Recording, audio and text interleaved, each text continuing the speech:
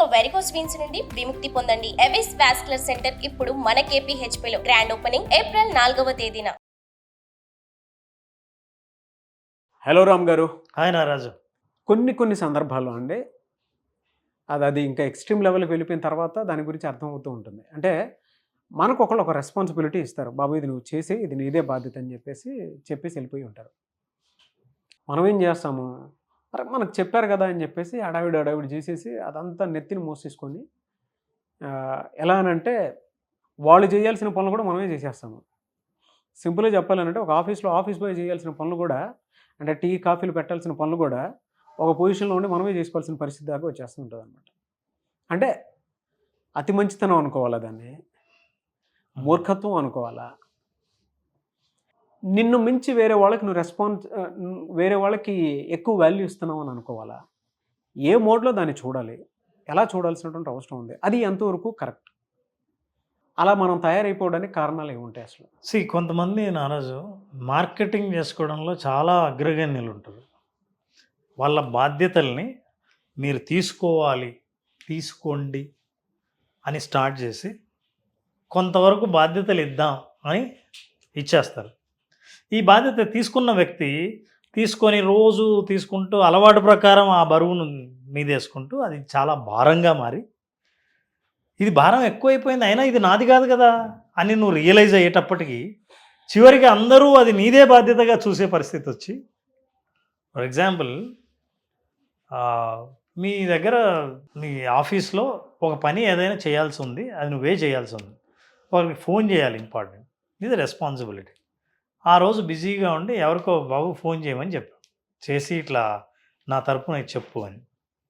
రెండో రోజు కూడా మళ్ళీ ఫోన్ చేయాల్సి వచ్చింది, మర్చిపోయా నిన్న ఫోన్ చేసావు కదా అతనికి ఒకసారి మళ్ళీ ఫోన్ చేసి ఇన్ఫామ్ చేయాలి. మూడో రోజు వచ్చి ఫోన్ చేయలేదంగా అతనికి అన్నారు అనుకోండి. నాలుగో రోజు అవును ఎందుకు ఫోన్ చేయట్లేదు నువ్వు అన్నారు అనుకోండి. మొదటి రోజు ఏమో నీకు హెల్ప్ చేయమని నన్ను అడిగావు, ఈ రోజు ఏంటి ఇది నాదే బాధ్యతగా అని అంటున్నావు. ఈ బాధ్యత తీసుకునే వాళ్ళు బరువుగా మారిన తర్వాత దించుకోలేని పరిస్థితిలో రియలైజ్ అవుతారు. ఎందుకు అట్లా దించుకోలేని పరిస్థితి దాకా తెచ్చుకుంటారంటే, actually what we're taking is that it is not responsibility. Actually అర్థం చేసుకోండి, ఇట్లాంటి పరిస్థితిలో ఉన్నప్పుడు ఎలా హ్యాండిల్ చేయాలి అనేది. అవతల వాళ్ళకి చెప్పండి, మీరు నాకు కొంత పని అప్పచెప్పారు కానీ బాధ్యత అప్పచెప్పలా. దీని ఓనర్షిప్ ఏ రోజుకైనా మీదే, నాది కాదు. నేను పని చేసి ఎంత చెప్పారో అంత చేసి పెడతాను కానీ చివరికి ఓనర్షిప్ మీదే, గెలిచినా ఓడినా అది మీదే. ఈ విషయాన్ని ఎప్పుడు మీకు గుర్తు చేయాలి. నాకు అప్పచెప్పాను కదా ఇది మీది ఓనర్షిప్ అని అనడం లేదు. చివరికి ఏంటంటే అది సక్సెస్ అయిన తర్వాత దాని ఫలితాలు ఆనందించేది అవతల వాళ్ళే, మనం కాదు. రెండో విషయం అంటే ఓనర్షిప్కి రెస్పాన్సిబిలిటీకి డిఫరెన్స్ తెలియాలి. మీరు రెస్పాన్సిబిలిటీ తీసుకుంటున్నారు, ఓనర్షిప్ కాదు. బాబు నాకు ఇది కొంచెం అమ్మి పెట్టమ్మా, దాని లాభం ఎవరికి? అమ్మినవానికి సంబంధం లేదా? అంటే నాది బాధ్యత, నీది హక్కు. సో ఇలాంటి పరిస్థితుల్లో you should know the difference. అయితే మరి నేను ఎందుకు బాధ్యత యాక్సెప్ట్ చేస్తాను అంటే, ఏ పరిస్థితులు ఉంటే అవతల వాళ్ళు ఒక పరిస్థితిని ఎలా ఎమోషనల్గా ఫీల్ అవుతారన్నది మన బాధ కాదు, అవతల వాళ్ళ బాధ. ఇది నాకు చాలా కష్టంగా ఉంది, నేను ఈ బాధను ఎట్లా బయటపడాలో తెలియట్లేదు అని కళ్ళనీళ్ళు గార్చి బాధపడుతున్నాయి. యువతల వాడు చూసి ఆయన బాధ చూస్తే చాలా బాధేసింది, ఆవిడ ఏడ్చడం చూస్తే నాకు ఖచ్చితంగా ఏదో ఒకటి హెల్ప్ చేయాలని అనిపించింది. మీ బలహీనత ఇది. అవతల వాళ్ళు ఇంత సమస్యను ఇంత చెప్పారేమో తెలియదు. ఎవరి ఎమోషన్ వాళ్ళ బాధ్యత అది. It is your responsibility how much to express. మీ కెపాసిటీని బట్టి ఒక బాధ్యత, అదేముంది అండి నా బాధ్యత నేను చూడాలి అని కొంతమంది మామూలుగా చెప్తే, ఈ బాధ్యతను మోయాలంటే నా వల్ల కాదని ఇంకోరు చెప్పొచ్చు. ఇది ఏంటో దేవుడు నాకు శాపమో ఏమో నాకు అర్థం కాదు, ఈ బాధ నా మీద వచ్చి పడింది, రోజు భరించలేకపోతున్నాను సార్. అంటే దీనికి రూట్ ఏంటి సార్ అని చెప్పొచ్చు. అదే సార్, అంటే ఏం లేదు, అంటే ఇతని మీద వేసుకోవడానికి రూట్స్ ఏముంటాయి, ఎందుకలా? అంటే ఇతనిలో ఉండేటువంటి దాని ఏమంటారు అవలక్షణాలు, అంటే మానసిక అవలక్షణాలు ఏముంటాయంటే బలహీనమైన ఎంపతి, ఎదుటి వాళ్ళ మీద ఓవర్ ఎంపతి చూపించడం వల్ల వాళ్ళ ఎమోషన్లోని డ్రామాని నువ్వు బరువు తీసుకోవడం. అరే వీళ్ళ బాధను తగ్గించాలి, వీళ్ళని బాధ నుంచి బయటపడేయాలి అన్న ఫీలింగ్ వల్ల నువ్వు తీసుకుంటావు దాన్ని. అయితే రియాలిటీ ఈజ్ డిఫరెంట్. ఒక పనిని ఎలా స్వీకరించవచ్చు అన్నది రియాలిటీ ఒకటి ఉంటే, అవతల వాళ్ళు ఎలా స్వీకరిస్తున్నారు అన్నది ఎమోషన్తో కూడుకున్నది ఏంటి. మీరు ఆ ఎమోషన్ను వాస్తవంగా తీసుకుంటే దాన్ని మీరు భుజాలకు ఎత్తుకుంటారు. సో ఎప్పుడైనా సరే ఎదుటి వాళ్ళ ఫంక్షన్ని, అంటే ఒక పనిని తీసుకోవడానికి ఎదుటి వాళ్ళ మానసిక భారాన్ని తీసుకోవడానికి తేడా ఉంది. మీరు ఆ భారం తీసుకుంటున్నారా, పనిని తీసుకుంటున్నారా అని ఆలోచించినప్పుడు పనిని తీసుకుంటే ఒక్క విషయం మరి చేయాల్సిన పనులు ఏంటంటే, నెంబర్ 1 అవతల వాళ్ళకి చెప్పండి. మీరు ఈ పని చెప్పారు కదా, ఈ పనిని నేను పని చెప్పినట్లే చేస్తాను పని, ఇంతకంటే దీనికి సంబంధించిన బాధపడేది నా బాధ్యత కాదు, ఫీల్ అయ్యే పని నాది కాదు, ఫీల్ అయ్యే పని మీరు తీసుకోండి. ఏం చెప్పగలిగేటట్టు అయినా ఉండాలి, మనసులో ఇట్లా అయినా ఆలోచించాలి. ఎందుకంటే అతనంతా ఫీల్ అవుతున్నాడంటే ఫీల్ అవ్వాల్సిన అవసరం లేదు, ఎక్కువ ఫీల్ అవుతున్నాడు ఎందుకు తెలుసా, మీరు తీసుకుంటారని. కాబట్టి అది వాళ్ళ బాధ్యతకు వదిలేసి మీరు పనిని బాధ్యత తీసుకోండి. ఓనర్ మాత్రం మీరే అని గుర్తు చేయండి. ప్రతిసారి మీరు ఇతరుల పని అంటే హక్కు లేని బాధ్యత మీరు ఎక్కడైతే తీసుకుంటున్నారో అక్కడ హక్కుల్ని గుర్తు చేయండి, బాధ్యతను గుర్తు చేయండి. మీ బాధ్యతను పంచుకోవడం నా తప్పు కాదు, నా ఫ్యామిలీ మెంబర్స్ నేను బాధ్యత తీసుకుంటాను. వర్క్ ప్లేస్లో పని చేస్తుంటే కలీగ్స్ పనిని కూడా బాధ్యత తీసుకుంటాను. అయితే ఒకటి గుర్తుపెట్టుకోండి, నేను చేస్తున్నంతసేపు ఇది నాది కాదు, మీది అనే కాన్షియస్ నాకు ఉండాలి. అవతల వ్యక్తి కూడా నాతో చేయించుకుంటున్నారు కదా, దీనివల్ల వచ్చే ఫలితాలకన్నిటికీ మళ్ళీ మీరే రెస్పాన్సిబిలిటీ. మీరు నన్ను సెలెక్ట్ చేసుకొని నాకు పని అప్పచెప్పారు, నేను ఎట్లా చేసినా బాధ్యత మీరు తీసుకోవాలి. ఈ డిఫరెన్స్ మనకు అర్థమైతే అది భారాన్ని మనం మోయం. You have to emotionally detach. మానసికమైన భారాన్ని మోసే ముందు ఇది నేను ఎమోషనల్గా తీసుకుంటున్నదే తప్ప బాధ్యతతో బరువు ఎత్తుకోవడం కాదు ఇది అనే విషయం తెలియాలి. సో బాధ్యత తీసుకున్నప్పుడు ఈ పని అయిపోయిందని పనిని పనిగానే చూసినప్పుడు, సెంటిమెంట్గాను ఎంపతీగాను చూడాల్సిన అవసరం లేనప్పుడు చూసినప్పుడు మీకు ఆ బాధ తగ్గదు, ఆ బాధ తగలదు, ఆ ఒత్తిడి మీకు రాదు. మొహాటం కొద్దిగా ఒప్పుకొని ఉంటాం సార్, మామూలుగా చెప్తున్నాను. కరెక్ట్. నిజం చెప్పాలంటే మొహాటం కూడా ఇక వాళ్ళకి నో అని చెప్పలేము. పోనీ మన మీద ఆధారపడ్డారులే అన్నట్టే ఉంటుంది. బట్ బలవంతంగా చేస్తూ ఉంటాము. దాన్ని ఎలా సార్ అసలు వదిలించుకోవాలి? అంటే వాళ్ళు కూడా గ్రాంటెడ్గా తీసేసుకుంటారు. అవతల ఉన్న వాళ్ళకి ఆ బుద్ధి ఉండదు, మనం వాడిని ఇబ్బంది పెడుతున్నామేమో అనేటువంటి ఆలోచన ఉండదు. అతనికి ఆ ఆలోచన రాకుండా ఉండడానికి కారణం కూడా మనమే, ఎందుకంటే మనకు బుద్ధి ఉండదు ఫస్ట్ టైప్ నుంచి. మొహమాట పడేవాళ్ళండి ఒకరికి చెడ్డా కాకూడదు, మనం పని చేయకూడదని చాలా బాధపడుతుంటారు. అవును, మీరు చెడ్డ కాకూడదు అనుకుంటే పనిని మోయండి. నేను ఇది మోయలేను అని అన్నప్పుడు మొహమాట పడ్డం మానేయండి. ఎలా మానేయాలి? నెంబర్ 1 వాళ్ళకు గుర్తు చేయండి, ఏమండి నేను తాత్కాలికంగా ఈ బాధ్యత తీసుకునేవాన్నే తప్ప ఇది నాదని మీరు ఏలెత్తి చూపే అవకాశం లేదు, ఇది నేను ఈ పని అయిపోతాను మళ్ళీ మీదే అవుతుంది. ఇది అంటే మొహమాటం లేకుండా ఉండాలంటే. రెండోది, దీనికి సంబంధించిన ఎటువంటి ఫలితాలకైనా ఓనర్ మీరే, నేను కాదు. అంటే విన్నింగ్ కూడా మీదే, మీరు నాతో ఏదో సహాయం తీసుకుంటున్నారు. ఇట్లా చెప్పినప్పుడు ఏమవుతుందంటే అవతల వ్యక్తి ఫెయిల్యూర్ అయిన సక్సెస్ అయిన నాదే అంటున్నాడంటే అప్పుడు ఏంటి, ఇతని పనిని జాగ్రత్తగా గమనించి తనకి ఎంత పని కావాలో అంతే రాబట్టుకోవాలి అతను. ఎందుకంటే ఫెయిల్యూర్ అయితే కూడా మళ్ళీ అతనే ఓనర్ కాబట్టి ఇతనేం బాధ్యత తీసుకోడు. మూడవది, నేను ఎమోషన్గా నేను తీసుకోవట్లేదు, మీరు జాగ్రత్తగా గమనించండి. మొహమాటంతో తీసుకునేటప్పుడు ఎక్కువ ఎమోషన్సే పనిచేస్తాయి. దీన్ని ఎమోషనల్ బ్లాక్మెయిల్ అంటారు. అవతల వాళ్ళు ఏం చేస్తారంటే నేను ఇంత బాధపడుతున్నాను, నీ మనసు కరగలేదా అన్నట్టు చెప్తారు. అసలు ఇది ఎంత బరువు అనుకున్నారు, రోజు నేను ఎంత ఇబ్బంది పడుతున్నానని అన్నప్పుడు ఆ ఇబ్బందిలో మనం ఏదో పాలు పంచుకుందామని అనుకుంటారు. యాక్చువల్లీ ఇబ్బంది అన్నది వాళ్ళ పర్సనల్ పర్సెప్షన్, అది అంత ఇబ్బంది లేకపోయి ఉండొచ్చు. సో మీరు ఆ పర్సెప్షన్ని తీసుకొని మీరు మోస్తే అది ఎక్కువ మోయాల్సి వస్తుంది. కాబట్టి మీరు ఏం చేస్తారంటే ఆ ఎమోషనల్ పర్సెప్షన్ని ఒరిజినల్ జాబ్ రెస్పాన్సిబిలిటీని డివైడ్ చేయండి.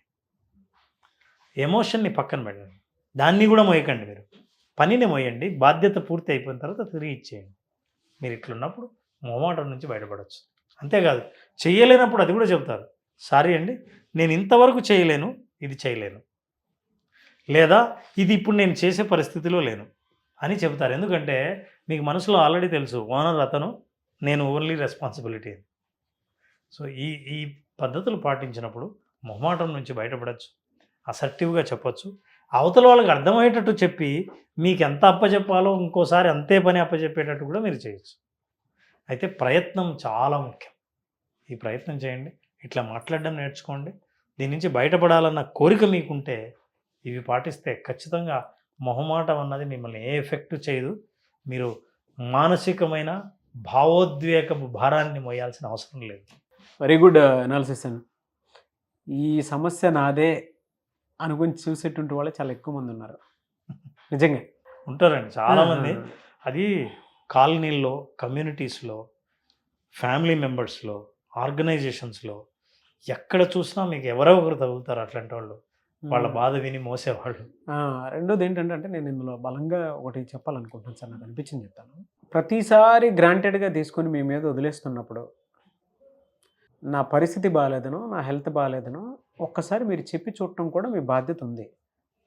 ఒకవేళ అవతల వైపు ఉన్నటువంటి వాళ్ళు, ఎందుకంటే మీరు ఎప్పటి నుంచో అలవాటు చేసి ఉంటారు వాళ్ళకి, సడన్గా అవాయిడ్ చేస్తే వాళ్ళు కూడా మానసికంగా ఈడింటి ఇలా ఉన్నాడు, ఈడింటి ఇలా అయిపోయాడని ఇంకా మీ క్యారెక్టరైజేషన్ మీద మీ మీద అబ్యూస్ చేసేసి రకరకాలుగా మిమ్మల్ని బ్యాడ్ చేయాలని ఇన్స్టెంట్గా చూసేటువంటి వాళ్ళు కూడా ఉంటారు, దాన్ని గ్రాంటెడ్గా తీసేసుకొని.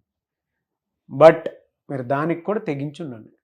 ఎందుకంటే అంతకుముందు మీరు చేసినటువంటి కారణాలు చాలా ఉంటాయి, చేసినవి మొత్తం ఒక చోట లిస్ట్ అవుట్ చేసుకొని ఎప్పుడైనా ఆ పనులు కనుక వాళ్ళు ఇలా చేస్తున్నారని మీకు అనిపించినప్పుడు రిజెక్ట్ చేసే ముందు మీ దగ్గర ఒక ప్రూఫ్ అయితే డెఫినెట్గా పెట్టుకోండి. నిజం సార్. ఒక సామెత కూడా ఉంది నారాజు, అంత్య నిష్ఠూరం కంటే ఆది నిష్ఠూరం మేలని. తర్వాత చెడ్డవడం కంటే ముందే మీరు స్పష్టంగా చెప్పడం చాలా మంచిదని. చాలా మంచిది. ఎందుకో తెలుసా, దానికి ఇంకో సామెత ఉంది. ఎవరో అడుక్కునేవాడు అన్నాడంట. ఒక ఆవిడ పోయి అడిగితే ఏం పెట్టలేదని. అప్పుడు ఏమన్నాడంటే, ఏ రోజు పెట్టని తల్లి పెట్టింది, రోజు పెట్టే దొంగ కూడా పెట్టలేదు అన్నాడంట. రోజు పెట్టేది దొంగ కూడా అయిందా నీకు? ఎప్పుడు పెట్టనిది తల్లి అయిందా? అందుకని వాళ్ళే ఉంటారు. అదే సార్, అంటే చాలా చోట్ల చూస్తూ ఉంటాం మనం, రోజు చేసినప్పుడు ఒక్కరోజు నో ఎప్పుడో అనాల్సి వస్తే మీరే చెడ్డ అవుతారు. అందుకే మొదట్లో ఈ క్లారిటీ ఇచ్చి మీరు బాధ్యత తీసుకోవడం మంచిదే. అయితే మీరు బాధ్యత తీసుకోవడం అనేది మీ బలహీనత మాత్రం కాకూడదు అనే విషయం గుర్తుపెట్టారు. ఎస్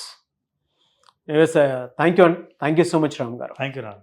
అడ్వాన్స్ విజువలైజేషన్ క్లాస్ చాలామంది అడుగుతున్నారు. మనతో పాటే వాళ్ళు కూడా ఎదగాలి అనుకునేటువంటి వాళ్ళు ఉన్నారు. విజువలైజేషన్ 2.0లో ఒక ఫ్యామిలీ లాగా మా బిజినెస్ని కూడా మీతో పాటు ఒక్కొక్క నెట్వర్క్ లాగా ఫామ్ చేసి మీతో పాటు వస్తాము. మాకుండేటువంటి సైకలాజికల్ అండ్ బిజినెస్కి సంబంధించినటువంటి ఏ ప్రాబ్లం ఉన్నా సరే క్లియర్ చేసుకుందాం అనుకునేటువంటి వాళ్ళు చాలామంది ఉన్నారు. మనతో పాటు నడవాలి అనుకుంటుంటారు. ఈ అడ్వాన్స్ విజువలైజేషన్ క్లాస్ నుంచి కూడా వాళ్ళ బిజినెస్ అయినా సరే ప్రమోట్ చేసుకుందాం అనుకునేటువంటి వాళ్ళు ఉన్నారు. వాళ్ళ మనస్సాక్షిని, మనసుని నెక్స్ట్ లెవెల్కి తీసుకెళ్ళాలి అనుకునేటువంటి వాళ్ళు, కెరీర్లో సాధించాలి అనుకునేటువంటి వాళ్ళు, స్టూడెంట్స్ అయినా సరే మనతో పాటు ట్రావెల్ అవ్వడానికి రెడీగా ఉన్నారు. సో ఈ క్లాస్కి అటెండ్ అవ్వాలి అనుకుంటే ఎప్పుడు? నారాజు, అడ్వాన్స్ విజువలైజేషన్ సెషన్ ఏప్రిల్ 8వ తేదీన స్టార్ట్ అవుతుంది. బేసిక్ అటెండ్ అయిన వాళ్ళందరూ అటెండ్ అవ్వచ్చు. అలాగే అడ్వాన్స్లో ఏంటంటే మీరు చేసిన ప్రయత్నాలు బేసిక్ ద్వారా విజువలైజేషన్ నేర్చుకుని ఉంటారు. దీని స్పీడ్ను పెంచడం ఎట్లా, బ్యాండ్ విడ్త్ని పెంచడం ఎలా, మీ ఇంటర్నెట్ వైఫై సిగ్నల్ ఇంతవరకు ఒక రేంజ్లో వస్తుంటే ఆ రేంజ్ని పెంచడం ఎలా, సో పెంచడం ద్వారా మీరు ఫలితాలు తొందరగా పొందడం ఎలా. సో అట్లాగే విజువలైజేషన్లో ఇంకా డైనమిక్స్, సైంటిఫిక్ ఫ్యాక్ట్స్ ఏమున్నాయో తెలుసుకోవాలంటే అడ్వాన్స్ విజువలైజేషన్ అటెండ్ అయితే బేసిక్ విజువలైజేషన్ ద్వారా ఏదైనా అనుకున్నది సాధించిన వాళ్ళ అనుభవాలు కూడా వినాలనుకున్నా కూడా అడ్వాన్స్ విజువలైజేషన్ అటెండ్ కండి. 8th ఏప్రిల్ స్టార్ట్ అవుతుంది. 8th April. Anyways thank you అండి. Thank you so much Ram garu. So 8th April advance visualisation class ఉంటుంది. మనం అనుకుంటూ ఉంటాము, చిన్నప్పుడు మనకి స్కూల్లో టీచర్ మన పక్కనే ఉండి మనల్ని గైడ్ చేసినప్పుడు మనం ఎలా అయితే చదువుకుని పైకి రాగలిగామో, ద సేమ్ టైం జీవితంలో ఎదిగేటప్పుడు ఒక మంచి ఫ్రెండ్, ఒక మెంటర్, గైడ్, కోచ్ అవసరం. వాళ్ళు ఉంటే జీవితాన్ని మనకు అనుగుణంగా ఏ విధంగా మార్చుకోవచ్చు అనే దాని మీద అవగాహన అయితే డెఫినెట్గా వస్తుంది. కాబట్టి అలాంటి ఒక్కొక్క ఫ్రెండ్, ఒక గైడ్, ఒక కోచ్, ఒక మెంటర్ మీకు మీ జీవితంలో కావాలి అనుకున్నటువంటి వాళ్ళు అడ్వాన్స్ విజువలైజేషన్ క్లాసే ఒక పెద్ద సబ్జెక్ట్. మిమ్మల్ని మీరు మార్చుకోవడానికి అతి గొప్ప అవకాశము. కాబట్టి అడ్వాన్స్ విజువలైజేషన్ క్లాస్ ఏప్రిల్ 8 నుంచి స్టార్ట్ అవుతుంది. ఆసక్తి కలిగిన వారు ఇప్పుడే మీరు ఎన్రోల్ చేసుకోవచ్చు. లేదు రామ్ గారి పర్సనల్ కలవాలి అనుకున్నటువంటి వాళ్ళకైనా సరే అది అతి గొప్ప అవకాశం. స్క్రీన్ మీద మీ కాంటాక్ట్ నెంబర్ కనిపిస్తుంది, దాన్ని మీరు కాల్ ఆర్ మెసేజ్ వాట్సాప్ చేసి వెంటనే ఎన్రోల్ చేసుకోండి. ఈ వీడియో లైక్ అండ్ షేర్ మాత్రం తప్పకుండా చేయండి. ఒకవేళ మీ కాంటాక్ట్ నెంబర్ కనెక్ట్ అవ్వట్లేదంటే మిస్టర్ నాగ్ అఫీషియల్ 1 నా ఇన్స్టాగ్రామ్ ఐడి ఉంది, దానికి మీరు పర్సనల్ మెసేజ్ పెట్టినా కూడా నేను రామ్ గారి టీమ్ ఫార్వర్డ్ చేస్తాను. ఆ విధంగా మీరు అప్రోచ్ అవ్వచ్చు. ఈ వీడియో లైక్ అండ్ షేర్ మాత్రం తప్పకుండా చేయండి. ఇలాంటి మరిన్ని వీడియోస్ కోసం మా ఛానల్ అలా ఉంది. Thank you. సుమన్ టీవీలో మీ పర్సనల్ అండ్ బిజినెస్ ప్రమోషన్స్ కోసం కింది నెంబర్కి కాంటాక్ట్ చేయండి.